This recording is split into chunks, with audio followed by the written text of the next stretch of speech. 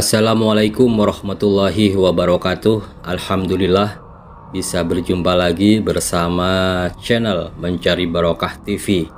Yang belum subscribe untuk di subscribe dan menu loncengnya diaktifin sehingga notifikasi ketika ada video-video baru bisa Anda langsung menontonnya secara gratis. Allahumma sholli ala Muhammad. Pada suatu hari, petani timun di daerah Bangkalan sering mengeluh. Setiap timun yang siap dipanen selalu kedahuluan dicuri maling.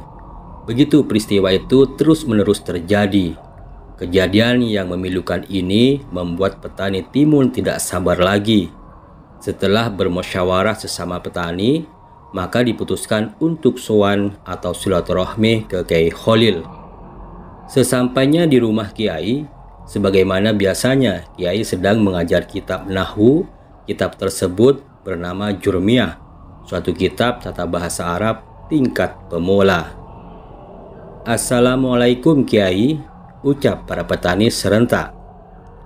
Waalaikumsalam, jawab Kiai Kholil. Melihat banyaknya petani yang datang, Kiai bertanya, "Sampean ada keperluan apa ya?" "Benar Kiai, akhir-akhir ini ladang timun kami selalu dicuri maling. Kami mohon kepada Kiai untuk penangkalnya," kata petani dengan nada memohon penuh harap. Saat itu kitab yang dikaji oleh Kiai sampai kepada kalimat Qoma Zaidun, yang artinya Zaid telah berdiri. Beberapa saat tampak hening.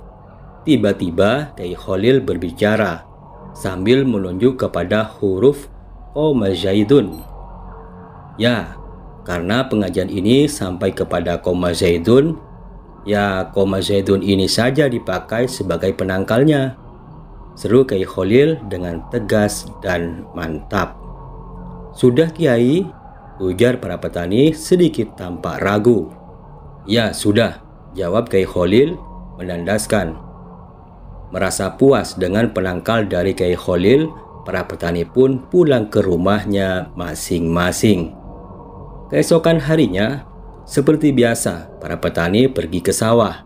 Namun betapa terkejutnya sesampainya petani di ladang masing-masing, di hadapannya sejumlah maling timun tegak berdiri mematung. Mereka terus-menerus berdiri dan tidak dapat duduk.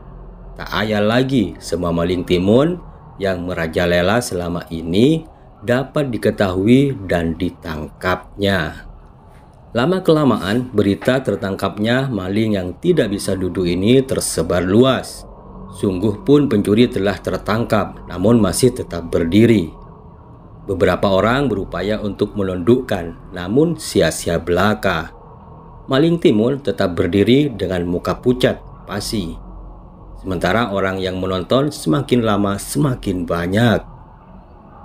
Merasa kewalahan mengatasi, akhirnya para petani memutuskan untuk sowan ke Kiai Kholil lagi. Sama seperti ketika datang pertama kali.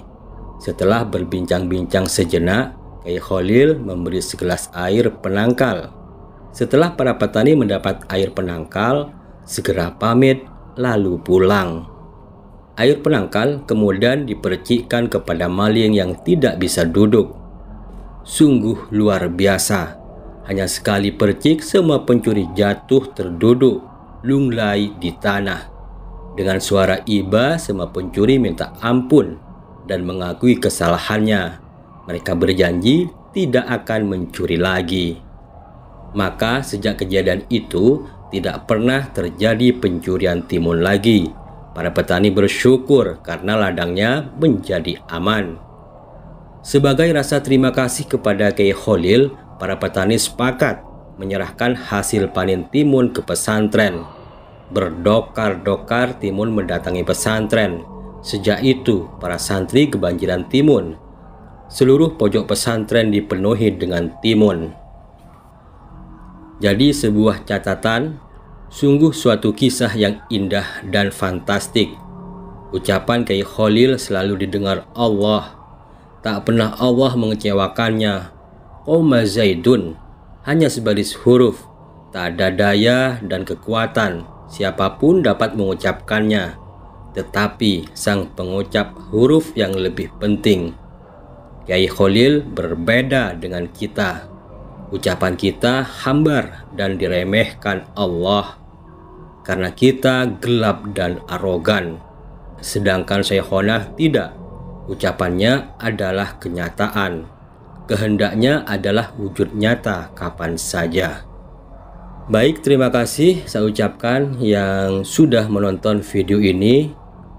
Dan sekedar diketahui, isi dari video ini kami sadur dari buku yang berjudul Surat Kepada Anjing Hitam, Biografi dan Karomah Syekhona Khalil Bangkalan yang ditulis oleh Saifur Rahman.